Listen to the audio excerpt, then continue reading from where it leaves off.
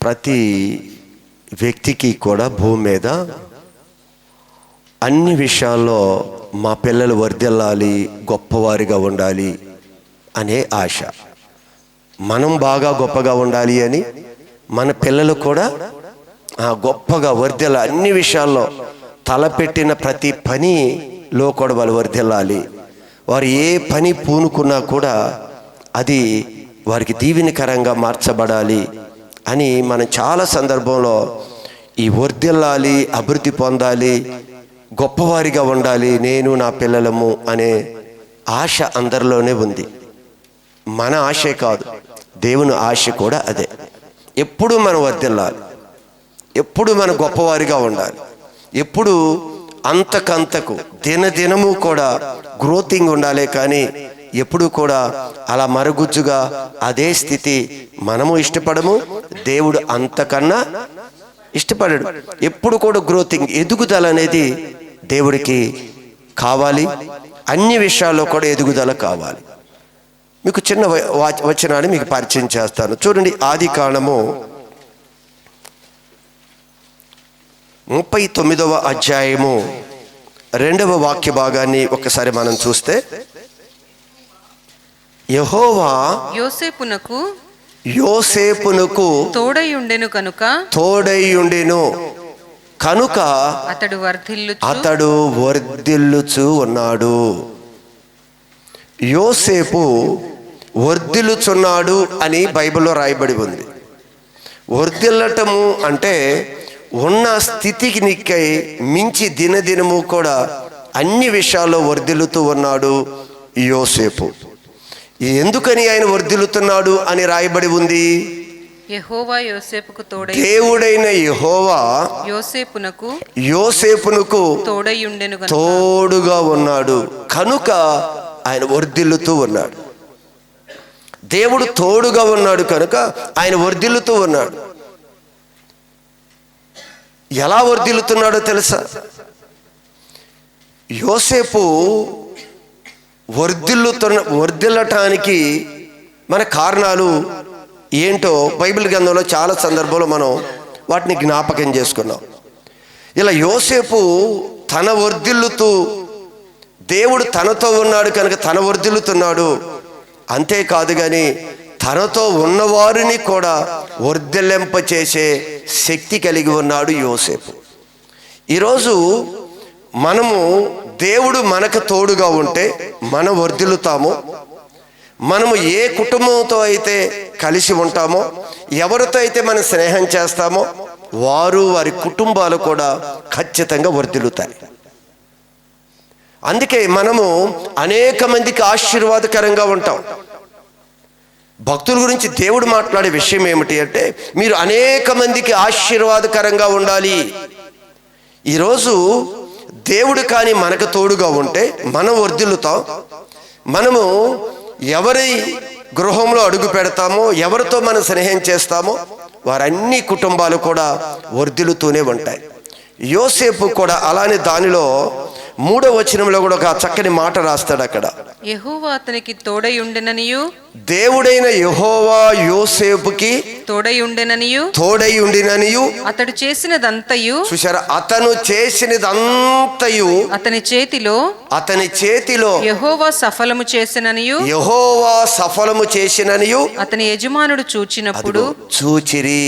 అనేక మంది చూస్తూ ఉండగానే అతడు ఏది తలపెట్టినా ఏ పని పూనుకున్నా కూడా దానిలో ఏమవుతున్నాడంట? వర్ధిల్లుచున్నాడంట. అందరూ చూస్తున్నారు. అసలు ఏ పని చేసినా కూడా ఆ విధంగా వర్ధిల్లిపోతున్నాడే. అందరి కళ్ళ ఎదుట దేవుడు మనల్ని వర్ధిల్లింప చేస్తాడండి, చాటుగా కాదు. మన అభివృద్ధి ఏదో సీక్రెట్గా దేవుడు చేయడు, అందరూ చూస్తూ ఉండగానే. ఇక రాయబడి ఉన్న మాట ఏమిటి అంటే, ఆ 3వ వచనంలో యెహోవా అతనికి తోడై ఉండెనని, దేవుడైన యెహోవా యోసేపుకి తోడై ఉండిననియు అతడు చేసినదంతయు అతని చేతిలో యెహోవా సఫలము చేసిననియు అతని యజమానుడు ఎరిగాడంట. ఈరోజు మనల్ని చూసి కూడా ఎరగాలి.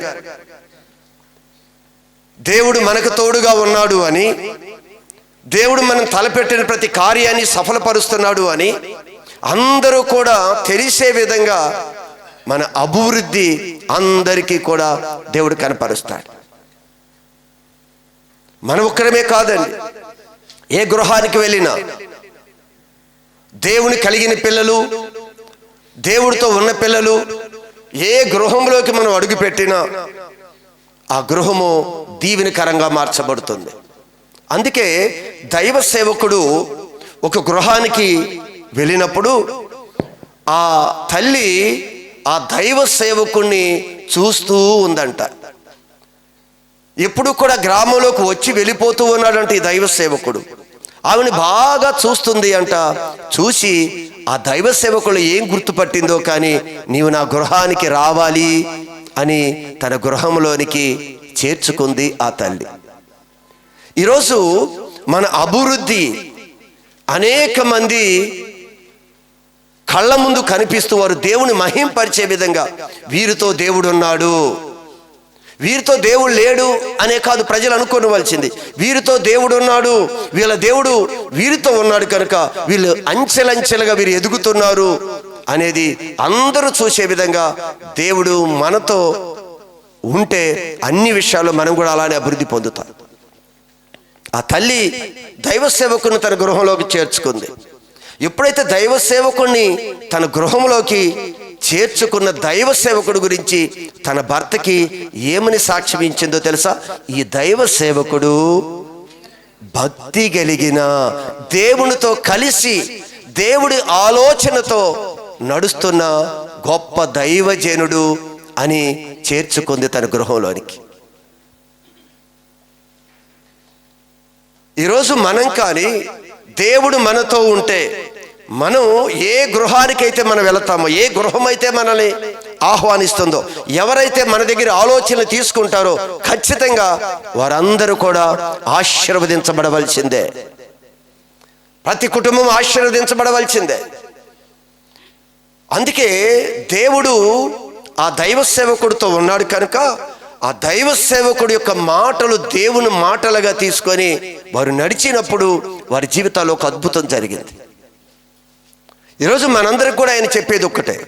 చాలా ఈ మాటను చదివినప్పుడు మరొకసారి 2వ వచనము ఒకసారి మళ్ళా చదువుదాం.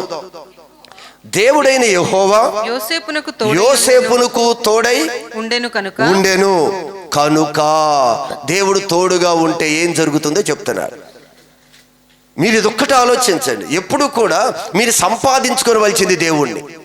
దేవుని కానీ మనం సంపాదించుకోగలిగితే, దేవుడు మనకు తోడుగా ఉండే విధంగా చేసుకోగలిగితే, ఏం చేస్తే దేవుడు నాతో ఉంటాడు, ఏం చేస్తే దేవుడు నన్ను నడిపిస్తాడు, ఇది నీవు సీక్రెట్ అని తెలుసుకోగలిగితే, నీవు ఈరోజు అభివృద్ధి అంటున్నావు కదా, ఆశీర్వాదం అంటున్నావు కదా, అది మరి వెంట పరిగెత్తుకుంటూ వస్తుంది. దాని వెంట మనం పరిగెత్తక్కర్లేదు, అది మన వెంట పరిగెత్తుకుంటూ వస్తుంది. కానీ మనం చేయవలసింది ఏమిటంటే, దేవుడు మనతో ఏ విధంగా అయితే ఉంటాడు అనేది మనం ఆలోచించేయాలి. అందుకంటే 3వ వచనంలో అన్న మాట ఏంటి అంటే, యెహోవా అతనికి తోడై ఉండిననియు అతడు చేసినదంతయు అతని చేతిలో యెహోవా సఫల చేస్తున్నాడు. అన్ని కూడా యజమానుడు చూస్తున్నాడు అంట. చూసి గొప్ప బాధ్యతలు అప్పగించేశాడు. అభివృద్ధి ఎలా వెళ్ళిందో తెలుసా? ఒక సామాన్యమైన యవన బిడ్డగా ఉన్న ఈ వ్యక్తి పరాయి దేశంలో ఏ స్థితికి తీసుకొని వెళ్ళాడు? ప్రధానమంత్రి స్థితికి తీసుకొని వెళ్ళాడు దేవుడు మనతో ఉంటే మనల్ని కూడా దేవుడు ఆ విధంగా అన్ని విషయాల్లో అభివృద్ధి పరుస్తాడు. ఈ భక్తుడే కాదు, దావీదు గురించి కూడా మనకు తెలుసు. దావీదు గురించి కూడా చక్కని మాట రాయబడి ఉంది. చూడండి ఒక్కసారి 2వ సమూయేలు పుస్తకము 5వ అధ్యాయము, 2వ సమూయేలు రాసిన 2వ పుస్తకము 5వ అధ్యాయము 10వ వాక్య భాగము. దావీదు అంతకంతకు వర్ధిల్లెను, సైన్యములకు అధిపతియగు యెహోవా అతనికి తోడుగా ఉండెను. సంగమా, ఈరోజు చాలా మంది భక్తుల జీవితాలు మన ముందు కనిపిస్తున్నాయి కదా. వారి యొక్క బలము, వారి యొక్క నువ్వు చూస్తున్న ఆ గొప్పతనము ఎక్కడి నుంచి వచ్చింది అంటే, తనతో దేవుడు సైన్యములకు అధిపతి అయిన యెహోవా తోడుగా ఉన్నాడు కనుక. మనకు తోడుగా ఉంటే దేవుడు అందుకే అంటాడు, మెట్టలని సదును భూమిగా చేసి మనల్ని నడిపిస్తాడు ఆయన. మెట్టలు సదును భూమిగా అవుతాయి. సముద్రమా ఏమైందంటే సముద్రమా నీవు పారిపోవటానికి ఏమి సంభవించింది? ఇదిగో దేవుడు కలిగిన పిల్లలు ఇదిగో నా ఎదుటికి వచ్చారు కనుక సముద్రం పారిపోయిందంట. యోర్దాను నది వెనుకకు మల్లుటకు నీకేమి తటస్థించింది? ఇదిగో దేవుని కలిగిన ప్రజల యొక్క పాదాలు తగిలాయి, అవి ఏకరాశిగా నిలిచిపోయాయి. దేవుని కలిగిన పిల్లలు. అందుకే ఇక రాయబడి ఉన్న మాట ఏమిటంటే, సైన్యములకు అధిపతియగు యెహోవా అతనికి తోడుగా ఉండెను, దావీదుకి తోడుగా ఉన్నాడు కనుక అంతకంతకు వర్ధిల్లెను. ఈరోజు తొలిత కొంచెముగా కనిపించవచ్చు, కొంచెముగానే ప్రారంభమవుతుంది. ఇది మనం చూస్తూ ఉండగానే అది తెలియకుండానే ఎదుగుతూ ఉంటుంది. ఈరోజు క్రైస్తవులకు ఒకటి గ్రహించాలి మీరు. ఈరోజు దేవాలయంకి వెళుతున్నాం కదా, పెద్దగా ఎదిగినట్టుగా మనకేం కనిపించదు. మొక్క ఎదురు మొక్క ఉంటుంది, ఎదురు విత్తనాన్ని అంట భూమిలో పాతి పెడితే దానికి మనం పాతి పెట్టిన తర్వాత నీరు పోస్తూ ఉంటాం ఎదురు మొక్కకి. ఇది నీరు పోస్తూ ఉండగానే మనకి రోజు, వారాలు, నెలలు, సంవత్సరాలు గడుస్తున్నా కూడా ఏది మొక్క బయటికి రాదు. రోజులు గడిచిపోయాయి, వారాలు గడిచిపోయాయి, నెలలు గడిచిపోయాయి, సంవత్సరాలు కూడా గడిచిపోయాయి. అదైతే మొక్క ఏది కూడా బయటికి కనిపించదు. ఎన్ని సంవత్సరాలకి ఆ మొక్క బయటికి కనిపిస్తుందంట? సుమారు ఎన్ని సంవత్సరాలు పట్టిద్దంట? అది ఎన్ని సంవత్సరాలు? 5 years అంట. 5 సంవత్సరాల వరకు మనం విత్తనం ఆ భూమిలోనే ఉంటుంది. మొక్క కానీ చిగురు కానీ అక్కడ ఏమీ ఉన్నట్టు కనిపించదు. కానీ 5 సంవత్సరాల తర్వాత ఎప్పుడైతే మనం నాటిన ఆ ఎదురు మొక్క ఎప్పుడైతే చిగురించి భూమి బయటికి వస్తుందో అది చాలా షార్ట్ పీరియడ్లో, ఎంత షార్ట్, ఒక 1 yearలోనే తన గ్రోతింగ్ చాలా అధికంగా ఉంటుందంట. ఏ భూమి మీద మొక్క పెదగినంత చాలా అధికంగా అది పెదుక్కుంటూ వెళ్ళిపోతుంది. ఈరోజు ఎదుగుదల నీకు ఏదో లేదనుకుంటా, దేవుడు ఆల్రెడీ ప్రాసెస్ జరుగుతుంది. మన నాటిన ఏ మొక్క అయినా సరే దినదినము కూడా ఎదుగుతుంది అది, కానీ ఎదుగుదల మనకు కనిపించదు. కాకపోతే చూడండి, మీ ఇంటి దగ్గర పూల మొక్క అయినా జామ మొక్క అయినా రోజు చూడండి, రోజు ఎదిగినట్టు ఏమైనా కనిపిస్తుందా నీకు? కానీ అది ఎదుగుతుంది. ఎదగట్లేదా? కానీ అది ఎదుగుతుంది. కానీ మన జీవితంలో కూడా దేవుడు మనతో ఉంటే మనం తెలియకుండానే ఆ ఎదుగుదల అనేది ఆల్రెడీ ప్రారంభమైపోయింది. టైం ఉంది. దేవుడు యోసేపుని ప్రధానమంత్రిగా తీసుకుని వెళ్ళటానికి ఆయన ప్రారంభం చాలా చిన్నగానే ఉంది. చూస్తే చెరసాల్లోకి వెళ్ళిన పరిస్థితి, గోతులోకి వెళ్ళిన పరిస్థితి, పరాయి దేశస్తులకు అమ్మివేయబడిన పరిస్థితి, అన్ని పరిస్థితుల మధ్య మనం చూస్తే ఏమిటి ఇది? దేవుడు లేడు అనుకుంటాం. యెహోవా అతనికి తోడై ఉన్నాడు కనుక అతడు వర్ధిల్లుకుంటూ వచ్చాడు. ఈరోజు సంగమ ఒక్క విషయాన్ని మీరు గమనించాలి. నిరుత్సాహపడకండి. దేవుడి చెయ్యి విడవడు, గుర్తుపెట్టుకోండి. తీసుకొని వెళతాను అన్న దేవుడు ఖచ్చితంగా మనల్ని తీసుకొని వెళతాడు. ఈరోజు పరిస్థితులు వేరుగా కనిపిస్తాయి. అందుకే మన మనస్సు ఎటువో చంచలమై వెళ్ళిపోతుంది. ఆయన విడవడు.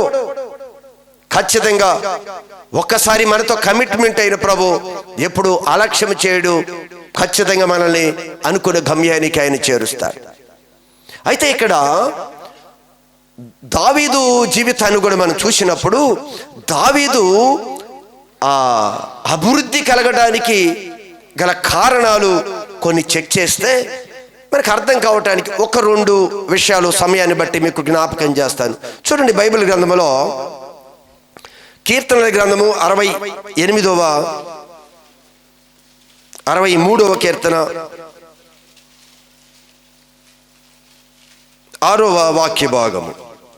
నా జీవిత కాలమంతయు 63:6. జాగ్రత్త గమనించండి, నా వైపు చూడాలి. నా జీవిత కాలమంతయు ఆయన అభివృద్ధి చెందాడు అనుకున్నాం కదా. ఏ విధంగా, ఎందుకు అభివృద్ధి పొందాడు అంటే యెహోవా ఆయనకు తోడుగా ఉన్నాడు అని. దేవుడు అతనికి ఎందుకు తోడుగా ఉన్నాడు? ఆయన ఎందుకు దావీదుకు తోడుగా ఉన్నాడు? యోసేపుకి ఎందుకు దేవుడు తోడుగా ఉన్నాడు? ఈరోజు చాలా సందర్భంలో దేవుడు లేని వారిగా మనం చాలా సందర్భంలో కనిపిస్తాం. కానీ వారికి దేవుడు ఎందుకు తోడుగా ఉన్నాడు? వారి యొక్క ఆత్మీయ జీవితం ఏ విధంగా కొనసాగింది? వారి ఆలోచన విధానం ఎలా ఉంది? ఎందుకు వాళ్ళు అంత గొప్పవారిగా మార్చబడ్డారు అంటే వారి యొక్క భక్తి విధానంలో కొన్ని మాటలు ఇదిగో మనని ఈ సమయంలో మనకి జ్ఞాపకం చేసుకుంది. అనేకమైన మాటలు ఉన్నాయి. దానిలో ఇక్కడ మా రాస్తున్న మాట ఏమిటి అంటే, నా జీవిత కాలం అంతయు నేను ఇలాగున నిన్ను స్తుతించెదను. అదిగో నిన్ను స్తుతిస్తాను. నా జీవిత కాలం అంతా కూడా సంతోషం ఉంటేనా, దుఃఖం ఉంటేనా? ఎప్పుడు స్తుతిస్తాడంట? నా జీవిత కాలం అంతా కూడా శ్రమలు వచ్చినా, ఆకలి దప్పులున్నా, వస్త్రహీనత ఉన్నా, కరువు ఉన్నా, ఖడ్గమున్నా, నేను నా జీవిత కాలం అంతా కూడా నేను ఆయన స్తుతిస్తాను. అంత గొప్పగా దావీదు గొర్రెల దొడ్డులో నుండి సింహాసనం మీద కూర్చోబెట్టాడు అంటే ఆయన యొక్క భక్తిలో మనం నేర్చుకోవలసిన కొన్ని విషయాలను మనం గమనించగలం. ఆయన అంటాడు, నా జీవిత కాలం అంతా కూడా, నా జీవిత కాలం అంతా నేను ఎలాగునే నిన్ను స్తుతించెదను. నేను స్తుతిస్తా, నేను కీర్తిస్తా. ఇంకేమన్నాడు? నీ నామమును బట్టి నా చేతులెత్తెదను. నా చేతులు నీ వైపే ఎత్తుతారు. అసలు ఇది ఎంత గొప్ప మాటో తెలుసా? మనం మోకరించి ప్రభువా అని ఆయన వైపు చేతులు ఎత్తుతాం కదా. ఈ చేతులు ఎత్తటం ఒకటైతే ఆయన ఏ మాట అంటున్నాడు? మళ్ళా చదవండి అక్కడ. నా జీవిత కాలం అంతా నేను ఇలాగున నిన్ను స్తుతించెదను. నీ నామమును బట్టి నా చేతులెత్తెదను. ఎప్పుడు కూడా యెహోవా నామము బలమైన దుర్గము. ఆయన అంటాడు, యెహోవా నామమునంట బట్టి ఎప్పుడు కూడా ఆయన చేతులు ఆయన వైపు ఎత్తుతాడంట. మనం కూడా చాలా సందర్భంలో ఇక నా వల్ల కాదు అని మనం కూడా చేతులు ఎత్తేస్తాం. అవునా? ఈ పని నేను చేయలేను, ఇది నా వల్ల కాదు, ఈ కుటుంబాన్ని నడుపుకోవటం నా వల్ల కాదు, ఈ పనులు చేయటం నా వల్ల కాదు, నేను ఇప్పుడు వరకు ఏదో సాధించాలని ప్రయత్నం చేశాను, నా వల్ల కాదు అని మనం కూడా ఏం చేస్తాం? చేతులు ఎత్తేసేస్తాం. ఈ చేతులు ఎత్తి ప్రార్థన చేయటం ఒకటైతే, చేతులు ఎత్తడం అంటే తెలుసు మనకి, అంటే మన వల్ల కాదు. ఆయన యొక్క బలమైన శక్తిని చూసిన దావీదు అన్ని సమయాల్లో చేతులు ఆయన వైపు ఎత్తేసాడు. ప్రభా, చెయ్యగలను అనే పరిస్థితులు ఉన్నా కూడా నేను చెయ్యగలను అని ఆయన వెళ్ళడు. ఆ పరిస్థితుల్లో కూడా ప్రభా అని ఆయన వైపు చేతులు ఎత్తేవాడు. మనం చేయగలిగినవి మన ఇష్టానుసారంగా చేసుకుని వెళ్ళిపోతాం. కానీ చెయ్యగలిగినవి కూడా దావీదు చేసేవాడు కాదు. ప్రతి దానిలో కూడా ఆయన వైపు చేతులు ఎత్తేవాడు. చిన్న మందొచ్చినా ప్రభా ఏం చేయాలి? చేతులు ఎత్తేసాడు. నా వల్ల కాదు, నా బలం కాదు, నా శక్తి కాదు. ఏ రోజైనా మనం కూడా బాధ వచ్చినప్పుడు, దుఃఖం వచ్చినప్పుడు ప్రభు సన్నిధిలో ప్రార్థన చేయటానికి కూడా మనం లెగవమే. సంతోషంగా దేవాలయానికి రామే, సమయానికి దేవాలయానికి రామే మనం. కానీ ఈ భక్తుడికి ఏ విధంగా నీవు ప్రభువులో రక్షణ పొందుకొని నీ దేవుడు ఏమై ఉన్నాడో నీకు అర్థమైన తర్వాత ఖచ్చితంగా నా జీవిత కాలం అంతా కూడా నాకు రక్షణ ఇచ్చిన దేవుణ్ణి, నన్ను విమోచించిన దేవుణ్ణి, నన్ను పరిశుద్ధపరిచి పరలోక రాజ్యానికి వారసుడిగా చేసిన దేవుణ్ణి నా జీవిత కాలం అంతా కూడా నేను కీర్తిస్తాను, స్తుతిస్తాను, ఆ నామాన్ని కనపరుస్తాను. నువ్వు తీర్మానం చేసుకోగలవా? కష్టం వస్తే మారిపోతున్నామే, బాధ వస్తే మారిపోతున్నామే, ఇబ్బందులు వస్తే మారిపోతున్నామే. ఎందుకు గొప్పవాడయ్యాడో తెలుసా? ఎందుకు అభివృద్ధి పొందుతున్నాడో తెలుసా అని అంటున్నాడు. ఆ నామాన్ని స్తుతిస్తాడంట. రెండో మాట చెప్తున్నాడు అక్కడ, నీ నామమును బట్టి నా చేతులు ఎత్తెదను. ఆయన వైపు చేతులు ఎత్తుతాడు.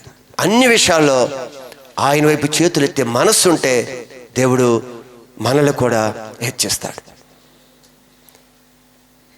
మరొక అతనిలో ఉన్న గుణమే మరొకటి ఏమిటి అంటే చూడండి, కీర్తనల గ్రంథం 34వ కీర్తన, త్వరగా కీర్తనల గ్రంథం 34వ కీర్తన 4వ వాక్య భాగము.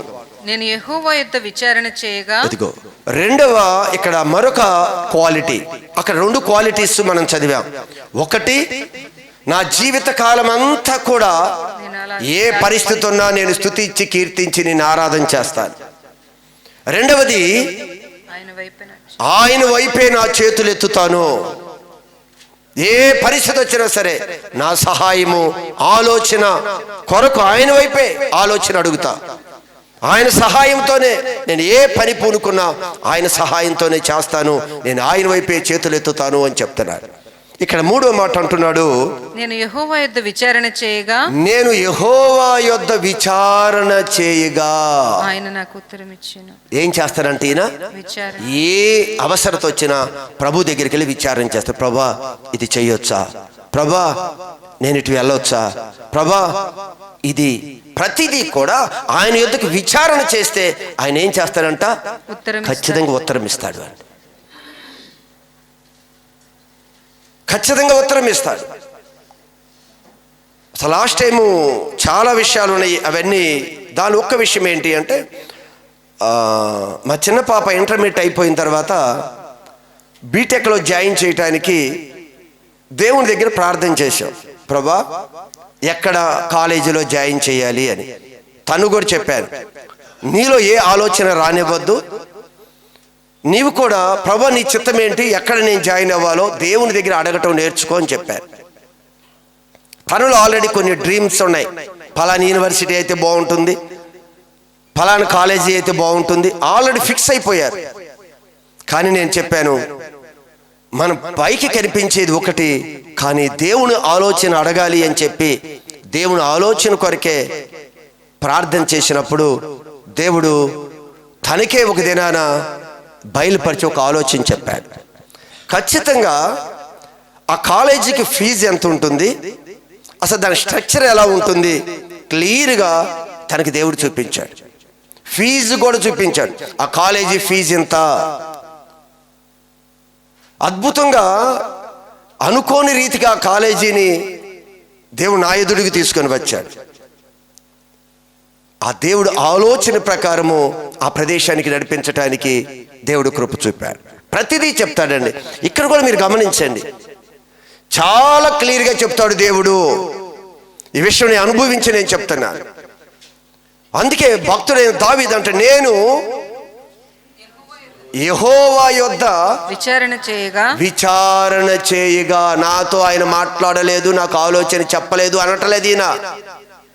నేను ఆయన యొద్ద విచారణ చేసినప్పుడల్లా ఆయన నాకు ఉత్తరం ఇచ్చాను, ఆయన నాకు సమాచారం ఇచ్చాడు, తెలియజేశాడు. అందుకే మన దగ్గర డబ్బు ఉంది కదా, మన దగ్గర బోల్డ్ ఉన్నాయి కదా, మనం ఏదో చేసేస్తే అయిపోతుంది అనుకుంటాం మనం. అందుకే దావీదు అన్ని విషయాల్లో దేవుని యొద్ద విచారణ చేసేవాడు. అన్ని విషయాలు ఆయన వైపు చేతులు ఎత్తేవాడు. ప్రతి విషయం మనం చేయగలిగినవి చాలా ఉన్నట్టుగా కనిపిస్తాయి, కానీ మనం చెయ్యగలుగుతాము అనుకున్నా కూడా కాదు, దేవుడి ఆలోచన అడుగుదాము అనే ఒక ఆలోచనకి రావాలి. ఎలా ఆయన విచారణ చేశాడో ఒక విషయం మీకు తెలియచేస్తాను. చూడండి, మరొక అదే సమయలు 2వ పుస్తకము 2వ అధ్యాయము 1వ వాక్య భాగం. 2వ సమయలు పుస్తకము 2వ అధ్యాయము 1వ వాక్య భాగం. జరిగిన తరువాత ఏది జరిగిన తర్వాత అంటే నా వైపు చూడాలి. సౌలు అమ్మాయిడు చూడాలి. సౌలు రాజుగా పరిపాలన చేస్తున్నాడు. దావీదు అరణ్యంలో అటు ఇటు తిరుగుతూ ఉన్నాడు. అసలు దావీదు కూడా అండి, దేవుడు యందు నమ్మకం ఉంచిన దావీదు జీవితంలో భయంకరమైన శోధనలండి. తరమబడుతూ ఉన్నాడు, ఏ తప్పు చేయలేదు. మంచుకు తడుస్తున్నాడు, ఎండకి ఎండుతున్నాడు, అరణ్యంలో తిరుగుతూ ఉన్నాడు. అయినా దేవుని స్తుతిస్తూనే ఉన్నాడు, అయినా దేవుని ఆరాధిస్తానే ఉన్నాడు. అరణ్యంలో చక్కని కీర్తనలు రాసుకుంటూ దేవుడు స్తుతించాడు. అదే దావీదు దేవుని దగ్గర విచారణ చేయటం అనేది ఎప్పుడు మానలేదు. అయితే ఈ సౌలు ఒక దినాన సౌలు కుమారుడు చనిపోయారు. చనిపోయిన వార్త దావీదు యొద్దకు వచ్చింది. వెంటనే దావీదు పరాక్రమంతుడు, దావీదు బలవంతుడు. సౌలు చనిపోయిన తర్వాత ఆ రాజ్యములోనికి దావీదు వెళ్ళిపోవచ్చు. కానీ దావీదు ఇదిగో ఏం చేస్తున్నాడు చూడండి ఇక్కడ. ఇది జరిగిన తరువాత సౌలు కుమారుడు చనిపోయిన తర్వాత యూదా పట్టణములోనికి నేను పోదునా అని, నేను పోవచ్చా, నన్ను పొమ్మంటావా అని దావీదు యెహోవా యొద్ద విచారణ చేయగా పోవచ్చు అని దేవుడు ఎంత చక్కగా సమాధానం ఇస్తాడో తెలుసా? అసలు ఎంత చక్కగా మాట్లాడతాడో తెలుసా దేవుడు మీకు? నిజంగా మీరు మనసు పెట్టుకొని ఆయన మాట్లాడతాడు, ఖచ్చితంగా ఆయన దగ్గర నేను విచారణ చేస్తాను అని ఆ మంచి మనసుని కానీ మనం తిప్పుకోగలిగితే చాలా చక్కగా సమాధానం ఇస్తాడండి ఆయన. వెళ్ళిపోవచ్చు. సౌలు రాజు చనిపోయాడు. అసలు ఒక విధంగా చూస్తే సౌలు రాజు కన్నా విశ్వాసంలో, బలములో, అన్నిట్లో బలవంతుడైన, కానీ అరణ్యంలో తిరుగుతూనే ఉన్నాడు. సౌలు తన చేతికి చిక్కిన చంపకుండా దేవుని బట్టి ఆయన పరిశుద్ధతను కాపాడుకుంటూ వెళ్ళాడు. చివరికి చనిపోయాడు. ఇంకేముంది అని పట్టణంలోనికి ప్రవేశించకుండా దేవుని అడుగుతున్నప్పుడు దేవుని ఎంత ఆనందిస్తాడని, ప్రభా అక్కడికి వెళ్ళొచ్చా? వెళ్ళిపోవచ్చు. మనమైతే పరిగెత్తుకుంటూ వెళ్ళిపోతాం. దేవుని ఇంకొకరిని అడగక్కర్లేదు. మన టక్మని మన బ్యాగు చచ్చిపోయాడని తెలియగానే మన బ్యాగులని సర్దుకొని వెళ్ళిపోతాం. లోకంలో బోల్డ్ చేస్తాం ఇలాగా. మన అడ్డు ఉన్న మనిషి కానీ తొలగిపోతే మనం వెంటనే మన మీద ఉన్న అధికారి వాడు తరిగిపోతే మనం ఇంకా చాలు అని మనం వెళ్ళిపోతాం. కానీ దావీదు అలా చేయలేదు. దేవుడి దగ్గర విచారణ చేశాడు. దేవుని ఏమని ఉత్తరం ఇచ్చాడు? పోవచ్చునని యెహోవా అతనికి సెలవిచ్చెను. నేను పోవలసిన స్థలము ఏది అని. అదిగో మరలా ఇంకో మాట అడుగుతున్నాడు. వెళ్ళమన్నాడు దేవుడు. వెళ్ళొచ్చు, యోధా పట్టణంలోకి వెళ్ళొచ్చా? నువ్వు వెళ్ళొచ్చు నాయన, నువ్వు క్షేమంగా ఆ యోధా పట్టణంలోకి వెళ్ళు అన్నాడు. అనగానే మరలా ఏమడుగుతున్నాడు? నేను పోవలసిన స్థలము ఏది అని దావీదు మనవి చేయగా హెబ్రోనుకు పొమ్మని చెప్పాడు ప్రభు. ఆయన సెలవిచ్చెను. ఎక్కడికి వెళ్ళాలి? నేను ఏకాంత ప్రార్థన విషయంలో కూడా చాలా 3 ప్రదేశాలు నా ముందు ఉన్నప్పుడు ప్రభు అన్నాడు, ఇదిగో ఏకాంతంగా వెళ్ళి నువ్వు ప్రార్థనలు నా యొద్దకు రా అన్నాడు. సరే, ఏకాంతంగా కొండ ప్రదేశంలోకి రమ్మన్నాడు కదా అని నేను ఇంట్లో నుంచి బయలుదేరి మరలా అక్కడే మోకరించి రోడ్డు మీద ఒక చెట్టు కింద ప్రార్థన చేయించాను. ప్రభా కొండ మీదకి రమ్మన్నావు, ఏ కొండ మీదకి? ఏకాంతంగా నీతో గడపడానికి రమ్మన్నావు, ఎక్కడికి ఏకాంతంగా? ఏ ప్రదేశంలోకి రమ్మంటున్నావు? విచారణ చేశాను. విచారణ చేస్తూ ఉండగానే సమాధానాన్ని పంపించాడు దేవుడు. హల్లెలూయా. విచారణ చేస్తూ ఉండగానే ఆయన దగ్గర తెలుసుకోవాలి అని నేను అక్కడ కూర్చున్నాను. అందుకే దావీదు కూడా ఆ పట్టణంలోనికి రావచ్చా అన్నాడు. అయ్యా పట్టణంలోకి వెళ్ళు అని చెప్పాడు దేవుడు. అయ్యా ఈ పట్టణంలో ఏ ప్రదేశంలోనికి నేను వెళ్ళి నివాసం చేయాలి, అది కూడా దేవుడు మాట్లాడాడు. అందుకే దేవుడి దగ్గర విచారణ చేయటము దావీదుకి ఒక వాడుక. ప్రతి విషయంలో దేవుడి దగ్గర చేతులెత్తి స్తుతించటం వాడుక. అందుకే విచారణ చేశాడు, వెళ్ళమన్నాడు. అలానే దేవుడికి వెంటనే చెప్పాడు, హెబ్రోనుకి వెళ్ళు అన్నాడు. దావీదు అక్కడికి వెళ్ళి అక్కడ నిలబడ్డాడు. అక్కడ అందరు ప్రజలు వచ్చారు. నువ్వు రాజుగా ఉండు అని చెప్పి దావీదుని పట్టాభిషేకం చేసి రాజుగా నియమించాడు. హల్లెలూయా. దేవుడు చెప్పిన విధంగా వెళితే మనకు పట్టాభిషేకం చేపిస్తాడు. ఆయన చెప్పిన ప్రదేశానికి వెళితే, ఆయన ఆలోచన అడిగి మనం వెళ్ళగలిగితే దేవుడు మనకు ఘనంగా నిలబెడతాడు. ఆయన నీ తోచిన విధంగా వెళ్ళిపోవటం కాదు, నీకు ఆలోచన వచ్చిన విధంగా వెళ్ళిపోవటం కాదు, నీ కనపడిన మార్గాల్లో వెళ్ళిపోవటం కాదు. దేవుని దగ్గర ఖచ్చితంగా విచారం చేయగలిగితే దేవుడు ఎక్కడ ఆయన ఉంచాడో మనల్ని కూడా అదే అభిషేకించి ఆయన స్థిరపరుస్తాడు. మరొకసారి ఎలా విచారణ చేశాడో తెలుసా? చూడు, చక్కని మాటని ఇక్కడ మనం చూస్తాం. అదే సమూయేలు రాసిన 2వ పుస్తకంలోనే 5వ అధ్యాయంలోనికి వెళదాం. 5వ అధ్యాయము 19వ వాక్య భాగంలోనికి ఒకసారి చూద్దాం. దావీదు నేను ఫిలిష్తీయులకు ఎదురుగా పోయేదనా. ఇప్పుడు రాజు అయ్యాడు. జాగ్రత్త, నా వైపు చూడాలి. రాజు అయ్యాడు కదా, ఎక్కడికి వెళ్ళాలి అన్నాడు. ఇదిగో వెళ్ళొచ్చు అని చెప్పాడు. ఏ ప్రదేశం అన్నాడు? హెబ్రోన్లోకి వెళ్ళి అన్నాడు. హెబ్రోన్లోకి వెళ్ళగానే రాజుని చేశారు. రాజు అయిన తర్వాత ఇప్పుడు ఫిలిస్తీయులు యుద్ధానికి వస్తున్నారు.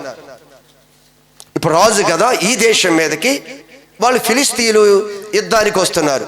యుద్ధానికి వచ్చినప్పుడు రాజు, నాకు సైన్యం ఉంది, వెళ్ళి యుద్ధం చేయొచ్చు కదా.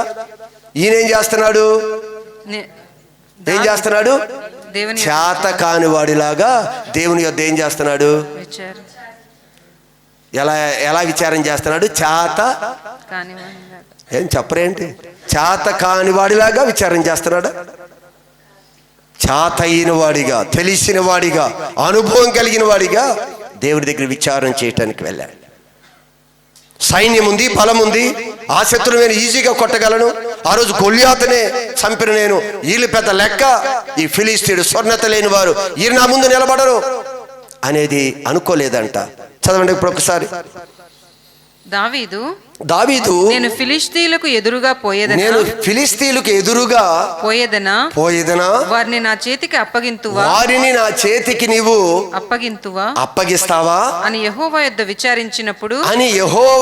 విచారించినప్పుడు పొమ్ము నిస్సందేహముగా సందేహము లేదు, నువ్వే నిస్సందేహంగా వారిని నీ చేతికి నేను అప్పగించెదను. హల్లెలూయా. ఈరోజు ఏదైనా సరే నువ్వు దేవుడి దగ్గర విచారణతో నువ్వు వెళ్ళగలిగితే దేవుడు అధికమైన విజయాన్ని ఇస్తాడు. నీ బలాన్నో, నీ జ్ఞానాన్నో, తెలివితేటలను చూసుకొని నేను సాధించగలను, నేను చేయగలను, నేను కుటుంబాన్ని కట్టుకోగలను, దేవుడి దగ్గర ఆలోచన అక్కర్లేదు అని ఒకవేళ ఈరోజు క్రైస్తవుడు అదే ఆలోచనతో వెళ్ళిపోతున్నాడేమో. ఎక్కడో వెళితే, ఎవరో చేయబట్టి ప్రార్థన చేస్తే, ఎక్కడో వెళితే ఏదో అద్భుతాలు జరుగుతాయి అనుకుంటున్నావు. వాక్యానికి ఏ విధముగా వేరుగా అద్భుతాలు జరగవు. భ్రమ, మాయ చేస్తున్నాడు సాతాను. సంఘాల్లో మాయ చేస్తున్నాడు ఆయన. ఏదో ఈజీగా పోయే మార్గం చెప్తున్నాడు. అలా అవదిది. ఖచ్చితంగా ఆయన ముందు విచారం చేయాల్సిందే. ఖచ్చితంగా నువ్వు ఆ ఆలోచన కొరకు రావాల్సిందే. దేవుడు అంటున్నాడు, నిశ్చయంగా నీ చేతులకు అప్పగిస్తాను శత్రువుల్ని, వెళ్ళు, ధైర్యంగా యుద్ధానికి వెళ్ళు అని చెప్పాడు. యుద్ధం చేశాడు, అందరినీ హతం చేశాడు. అయితే ఇక్కడ ఒక విషయాన్ని మీకు తెలియచేస్తాను. దావీదు ఈ ఫిలిస్తీన్ను చంపేశాడు కదా, ఫిలిస్తీన్లు పారిపోయారు కదా, ఫిలిస్తీన్ల మీద విజయం సాధించాడు కదా. అయితే దావీదు అలా వచ్చి నెమ్మదిగా ఉంటూ ఉండగానే వెంటనే మరలా అటాక్ చేశాడు. మరలా సెకండ్ రౌండ్లోకి వచ్చేసారు వాళ్ళు. మరలా కొంతమందిని పోగేసుకొని, కొన్ని ఆయుధాలు తీసుకొని మరలా అటాక్ చేశారు ఫిలిస్తీన్లు. దావీదుకు ఆల్రెడీ దేవుడు ఇంతకుముందు ఏం చెప్పాడు? వెళ్ళు, నా వైపు చూడాలి, వెళ్ళు, నిశ్చయముగా నీకు వారిని అప్పగిస్తాను అని చెప్పాడు కదా. ఇప్పుడు వారు వచ్చారు. మరలా ఏం చేయాలి దావీదు? వెళ్ళాలా, కూర్చోవాలా? మాట్లాడరే. వెళ్ళాలా, కూర్చోవాలా? వెళ్ళటం కాదు, మరలా విచారణ చేయాలి. మనం వెళ్ళిపోతాం. దేవుడు మొన్న చెప్పాడు కదా, లాస్ట్ ఇయర్ చెప్పాడు కదా మనకి. దేవుడు ఆల్రెడీ కొన్ని గైడెన్స్ ఇచ్చారు కదా. అది అప్పటి వరకే. అది ఆ రోజే. నీకు ఏ రోజైతే దర్శనం ఇచ్చాడో, ఏ రోజైతే మాట్లాడాడో, ఏ రోజైతే నీకు సలహా ఇచ్చాడో ఆ రోజు వరకే అది. దినం గడిచిపోయిందా, నెలలు గడిచిపోయాయా, మరలా దేవుడి దగ్గర నువ్వు విచారణ చేయాలి. విజయం సాధించాడు, ఫిలిస్తీన్లు ఓడిపోయారు, పరాజయం పొందారు, పారిపోయిన ఫిలిస్తీన్లు మరలా ఎక్కువ సైన్యంతో ఎలా వచ్చారో తిరిగి మరలా ఈ పట్టణం మీద యుద్ధానికి వచ్చారు. యుద్ధానికి వచ్చినప్పుడు దావీదు ఏం చేస్తున్నాడో చూడండి. ఫిలిస్తీన్లు మరలా వచ్చి రెఫాయిము లోయలో వ్యాపింపగా దావీదు యెహోవా యొద్ద విచారణ చేసెను. మళ్ళీ విచారణకి వెళ్ళాడు. మరలా దావీదు దేవుని యెహోవా యొద్ద విచారణ చేసి ఏమని అడిగాడు? అయ్యా, ఫిలిస్తీన్లు యుద్ధానికి వచ్చారు, మరలా నేను యుద్ధానికి వెళ్ళవచ్చా? ఏం చెబుతాడు దేవుడు? ఏం చెప్తాడు దేవుడు? సమాధానం చెప్పండి. వెళ్ళొద్దు అని చెప్పాడు. ఇప్పుడు మొదటి సమయంలో ప్రార్థించి వెళ్ళు నేను విజయం ఇస్తానని చెప్పాడు కదా. ఇప్పుడు మరలా వచ్చారు కదా వారు. దావీదు విచారణ చేయగానే దేవుడు ఏం మాట్లాడాడు జాగ్రత్తగా వినండి. అందుకు దేవుడైన యెహోవా నీవు వెళ్ళవద్దు, చుట్టూ తిరిగిపోయి. అదిగో మంచి ఉపాయం చెప్తారండి దేవుడు. మనం ఫెయిల్ అయిపోవటానికి ఓటమికి కారణం ఏంటో తెలుసా? అపజయానికి కారణం ఏంటో తెలుసా? నాకు తెలుసు నేను చేయగలను, అందుకే అపజయాలు. ఒకసారి యుద్ధంలో గెలిచాడు కదా, మరలా వారికి యుద్ధానికి వాతావరణం కల్పించారు కదా, వెళ్ళి యుద్ధం చేయొచ్చు కదా. మన దేవుడు చెప్పాడు కదా, ఫిలిస్తీన్లు వెళ్ళు నీకు ఇస్తానని చెప్పాడని, వెళ్ళిపోవచ్చు కదా. వెళ్ళలేదు, విచారణ చేశాడు. విచారణ చేస్తే దేవుడు అన్నాడు, దావీదు నువ్వు యుద్ధానికి వెళ్ళొద్దు, కానీ నేను ఒక ఆలోచన చెప్తాను నీకు. ఇదిగో ఈ మార్గంలో వెళ్ళొద్దు, నువ్వు తిన్నగా ఈ చుట్టూ తిరిగి, ఏం చెప్పాడు చూడండి, చుట్టూ తిరిగిపోయి కంబళి చెట్లకు ఎదురుగా, కంబళి చెట్లు అంటే పెద్ద తోట ఉందో అడవి ఉందో, కంబళి చెట్లకు ఎదురుగా వారి మీద పడుము. కంబళి చెట్ల కొనలను సూచన చెప్తున్నాడు. కంబళి చెట్లు ఉన్నాయి కదా ఎత్తుగా, ఆ కంబళి చెట్లు యొక్క చివరి కొనలు చప్పుడు వినగానే ఫిలిష్తీయులను హతము చేయుటకై యెహోవా బయలుదేరుచున్నాడు గనుక, దేవుడైన యెహోవా నీ ముందుగా బయలుదేరుచున్నాడు అని కనుక అప్పుడే త్వరగా వెళ్ళి వాళ్ళు హతం చేయి. ఎంత ఆలోచన ఇచ్చాడో తెలుసా? ఆలోచన కలిగేది, ఆలోచన ఇచ్చే దేవుడే అండి. ఈరోజు ఈ ఆలోచన కొరకు దేవుడి దగ్గరికి వెళ్ళాం. నిన్న మాట్లాడాడు కదా, మొన్న చెప్పాడు కదా, పోయిన నెల చెప్పాడు కదా, పోయిన సంవత్సరం చెప్పాడు కదా. ఇప్పుడేం చెప్తున్నాడు ఆయన? ఇప్పుడు నువ్వు దేవుడి దగ్గర ఆలోచించగలిగి, ఇప్పుడు దేవుడు ఏం మాట్లాడతాడు నీతో? ఆలోచన చేశాడు గనుక విజయం పొందాడు. ఆలోచన చేయకుండా వెళ్ళిపోతే దావీదు పరాజయము పొందేవాడు. అందుకే దేవుడు చెప్తాడు, చుట్టూ తిరిగి వెళ్ళు, నేను యుద్ధ భూమిలోనికి నేను వచ్చే సూచన ఏంటో తెలుసా? ఏంటంటే అవి కంబలి చెట్టుల యొక్క చివరి కొనలు చిన్న చప్పుడు చేస్తాయి. చేయవా? అడవిలో 40 రోజులు ఇదే సౌండ్. పాము సౌండ్ తెలిసేది కాదు, ఇది సౌండ్ తెలుసు కదా, బుస్సు బుస్సులమనే. ఆ ప్రార్థన చెప్తుంది, ఎటు వచ్చింది ఏందో తెలియదు. ఇదే బుస్సుల సౌండ్. ఇదే బుస్సుల సౌండ్ ఏదేదో వస్తుందో ఒకసారి తెలిస్తే నిజంగానే సౌండ్ మధ్యలోనే పాము ఆ బండ కింద ఆల్రెడీ ఉంది. నేను మరి దాని మీద తొక్కికొని వెళ్ళాను, ఎలా కూర్చున్నాను, మరి కూర్చునేటప్పుడు కనపడలేదు, ఏది కనపడలేదు. అది ప్రార్థన చేసేటప్పుడు మధ్యలో కళ్ళు తెరిస్తే మాత్రం ఎంత ఉంది ఎంత ఉంటుంది. అలా ఆ బండ ముందే, ఆ బండ అది కలర్ కూడా కలిసిపోయింది, దాని ముందు ఆనుకొనే ఉంది. ఇది మరి వెళ్ళేటప్పుడే ఉందో, మరి ఎక్కి కూర్చున్నానో తెలియదు, ఏదో తెలియదు, కానీ సౌండ్ ఎలానే వస్తుంది. ఏం సౌండ్ అని చూస్తే ఇది. మరి ఏం చేస్తాం? మెల్లగా జారి వెనక్కి జారి ఆ కొండ మీద నుంచి అలా లోయలోకి అలా జారి ఎక్కడ లెగిస్తే ఏం చేస్తుందో అది. అక్కడ కూడా అంట చప్పుడు అంట, ఆ కొనలు కంబళి చెట్ల కొనలను చప్పుడు వినగానే, అది దేవుడు ప్రతి సమయంలో ఇదిగో యుద్ధాలు జరిగించేవాడు ఆయన. మన ముందు శత్రువులు ఎంతమంది వచ్చినా వారిని భయపెట్టేవాడు. అక్కడ ఒక అద్భుత కార్యాన్ని చేసేవాడు దేవుడేనండి. ఆయన అడిగి వెళ్ళండి, ఆయన దగ్గర విచారణ చేయండి. అందుకే దేవుడు వాక్యం చెబుతుంది, దావీదు యెహోవా యొద్ద విచారణ చేస్తున్నాడు. అందుకే దావీదు వర్ధిల్లడానికి కారణం ఏం చెప్పాడు? మూల వాక్యంలోకి వచ్చి క్లోజ్ చేద్దాం, అయిపోయింది సమయం చాలా. దావీదు అంతకంతకు వర్ధిల్లెను. యోసేపు కూడా అంతకంతకు వర్ధిల్లుతూ ఉన్నాడు. కారణం ఏంటి? దేవుడైన యెహోవా అతనికి తోడుగా ఉన్నాడు. దేవుడైన యెహోవా ఎందుకు తోడుగా ఉన్నాడు దావీదుకి? దావీదు ఎన్ని పాయింట్లు చెప్పాడు? చక్కగా చెప్పాలి. జీవితకాలం అంతా కూడా నేను ఎలాగనే దేవుని, ఈరోజు ఆనందంగా దేవుని ఎలా ఆరాధిస్తున్నాను, ఎలా స్తుతిస్తున్నాను, నా జీవితకాలం అంతా కూడా ఇదే స్తుతిస్తాను, ఈ విధంగానే నేను ఆరాధన చేస్తాను అని చెప్తున్నాడు. ఒకటి. రెండవది, నీ నామమును బట్టి నా చేతులు నీ వైపు ఎత్తుతాను. నా సొంతంగా నాకు చేయగలను అని ఎల్లను ప్రభా. అన్ని విషయాల్లో దావీదు ఇదిగో చూశారు కదా, రాజు అయినా కూడా ఫిలిస్తీన్ల మీద యుద్ధం చేయడానికి ప్రతి సమయంలో వెళ్ళి చేతులు ఎత్తేసి, నా వల్ల కాదు ప్రభా, నీవే ఆలోచించప్ప. చేతులు ఎత్తే మనసు. మూడవది, దేవుని యొద్ద ఏదైనా సరే విచారణ చేయకుండా పని జరిగించేవాడు కాదు. ప్రతి దానికి వెళ్ళి ఆయన దగ్గర విచారణ చేసేవాడు. 3 దేవుడు 3 విచారణ చేసేవాడు. మీరు గమనించండి, మన జీవితంలో కూడా ఈరోజు దేవుడు ఏం చెప్తున్నాడో ఖచ్చితంగా దేవుని వైపు తిరిగి మనం కూడా మన జీవిత కాలం అంతా కూడా ఆయన స్తుతిద్దాం, ఆయన ఆరాధిద్దాం.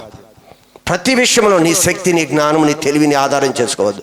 హ్యాండ్స్ అప్, దేవుడి వైపు నీ చేతులు ఎత్తి, ప్రభా నా వల్ల కాదు అని ఆయన వైపు చేతులు ఎత్తి ఆయన దగ్గర ప్రార్థన చేయి. ప్రతి విషయం ఆయన దగ్గరికి వెళ్ళి విచారించే, ప్రభా నన్ను ఏం చేయమంటావు, నన్ను ఎక్కడికి వెళ్ళాలా, నేను ఆ పని చేయొచ్చా అడుగు. దేవుడు ఆనందిస్తాడు, చక్కని ఉత్తరం ఇస్తాడు, అత్యధికమైన విజయాన్ని ఇస్తాడు. ఆ రోజు దావీదుకి తోడుగా ఉండి ఆయన దావీదుని ఏం చేశాడు? వర్ధిల్లింప చేసిన దేవుడు. యోసేపుకు తోడుగా ఉండి వర్ధిల్లింప చేసిన దేవుడు. బైబిల్ గ్రంథంలో భక్తులందరినీ కూడా వారికి తోడుగా ఉండి వర్ధిల్లింప చేసిన దేవుడు. ఇదిగో మన సంఘానికి, మనందరికీ తోడుగా ఉండి మనందరినీ ఆయన వర్ధిల్లు చేయునుగాక. ఆమేన్.